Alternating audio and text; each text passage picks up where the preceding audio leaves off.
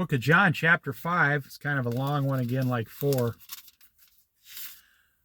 See what we can get out of chapter 5 here. So why do I make these Bible studies? I don't make them for you. I'm sharing them on YouTube. You know, I got a lot of people, I got a lot of subscribers from other countries listen to these Bible studies. I have a lot of subscribers from other countries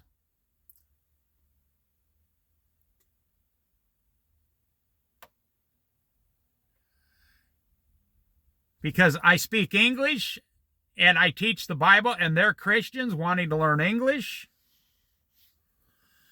I know that from my old channel on YouTube, Jesus Happy 692. I got 500 one-hour Bible studies there. And a lot of those subscribers are from foreign countries. I get a lot of subscribers from India, believe it or not. Sometime later, Jesus went up to Jerusalem for one of the Jewish festivals. Now there is in Jerusalem near the sheep gate a pool, which in Aramaic is called Bethsaida, and which is surrounded by 5 covered colonnades. Here a great number of disabled people used to lie on the ground, and the blind, the lame, the paralyzed. So this was a place where God would allow healing. So when an angel would come down and stir the water, people would try to jump in and be healed. This is a true story. You know, your salvation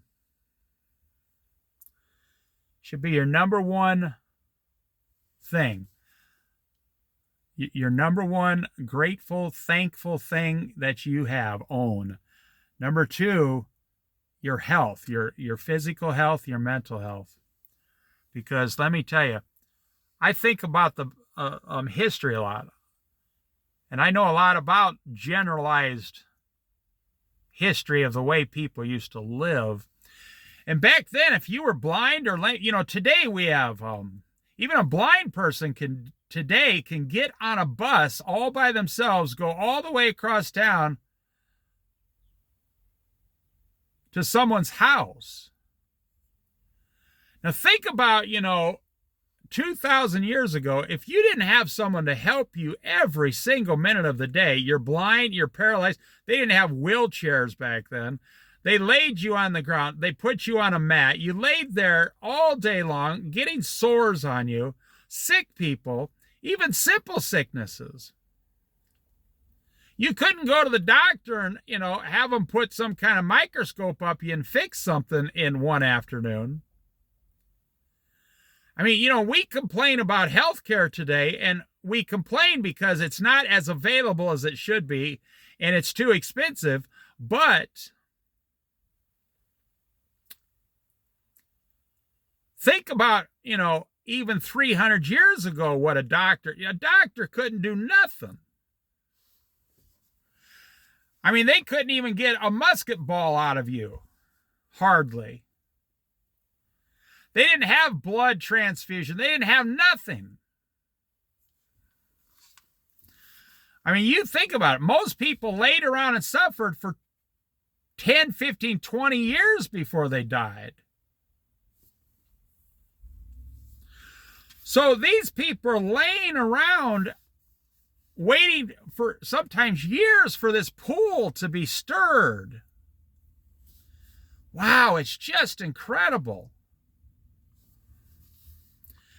There had been an invalid for 38 years laying on the ground. Jesus went up. There was a man, his legs weren't working for 38 years.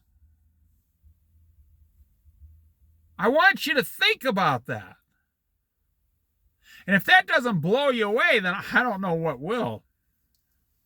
When Jesus saw him laying there and learned that he had been in this condition a long time, Jesus asked him, "Do you want to get well?"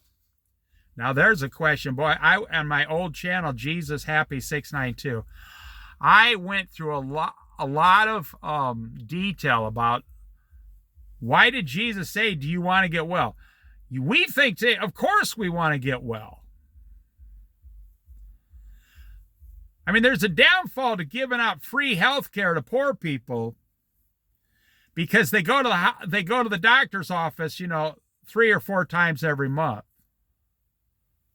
And it crumbles the whole system. I had a neighbor once.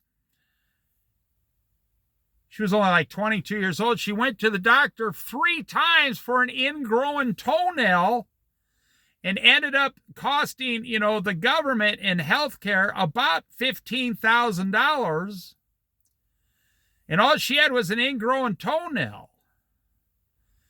And the doctor said, don't come back. It's healing normal. You have to give it 30 days and it'll be fully healed. Keep putting this medicine and cream on it. You don't have a problem. You have an ingrown toenail. Your shoes are too tight.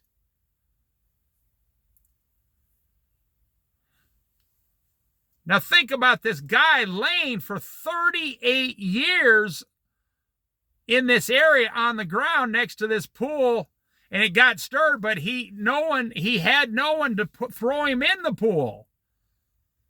If you didn't touch the water when it was being stirred, you wouldn't be healed.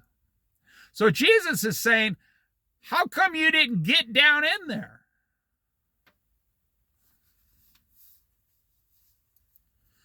Do you want to get well?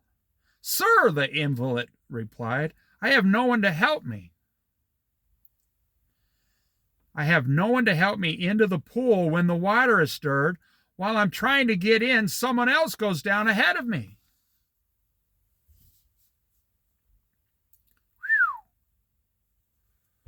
Someone else runs down ahead of me.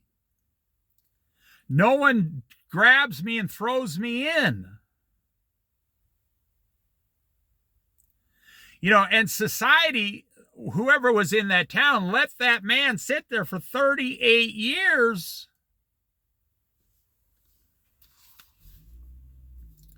Jesus said to him, get up, pick up your mat and walk.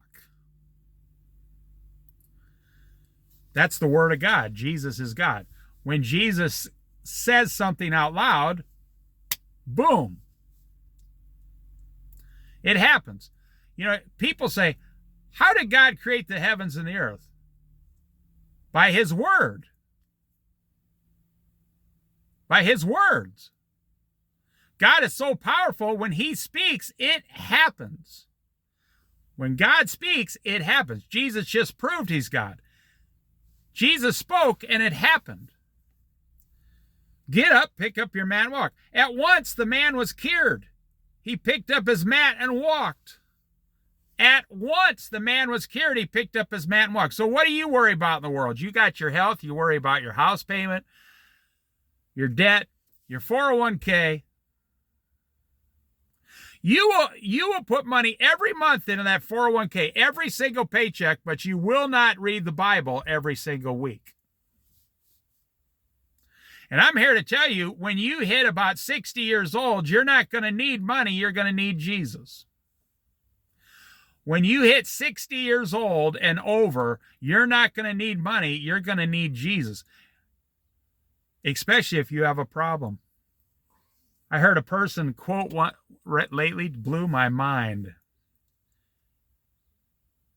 This person said, when you're 100% healthy, you have 1,000 different problems and concerns about life.